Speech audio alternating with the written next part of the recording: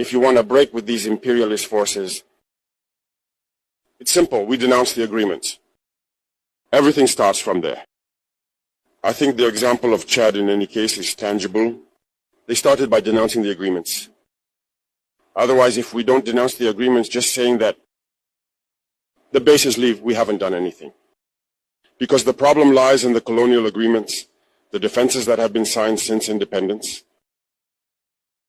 The most dangerous is not the one you see in the bases. The most dangerous are the military advisors. Military advisors exist in all these countries. They existed in Burkina as well until the end of 2022, until we took responsibility.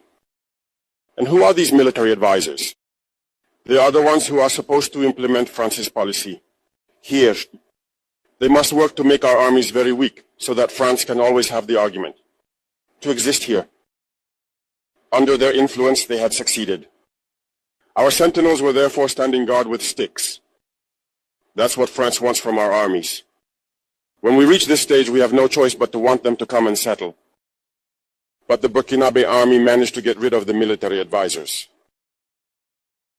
Unfortunately, I think that in 2019, after Operation Otapono, where the French saw that the Burkinabe army still had the capacity to respond to terrorists, they called the chiefs of staff in France.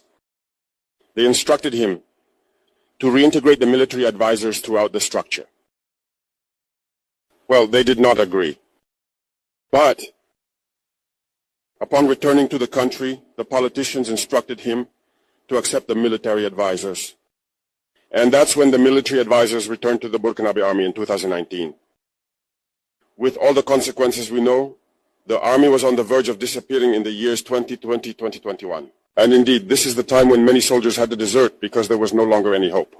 We were in the process of collapsing. That's a bit how they work at the General Staff headquarters. In all army headquarters, in the schools, they are the ones who are supposed to dictate the policy of our army. They are the ones who tell us when to recruit, how to recruit, and what to do with them. They are in the schools to tell us how to train them, and so on.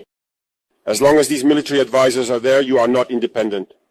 Your army will just have the appearance of an army that is there to perform parades, a circus. But when war comes, you will realize that a parade is one thing, but war is another thing. You have to break the agreements. It's the only way to have an independent army and build strength. But many people do not understand this, perhaps.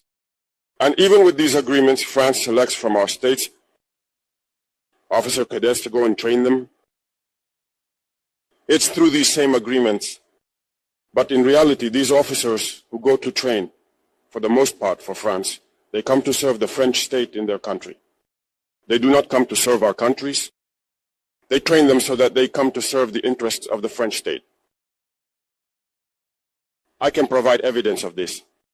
When we revolted, many officers in Burkina who were trained in France were immediately contacted to tell them that it was time to take action because you were trained for this, to serve France's interests.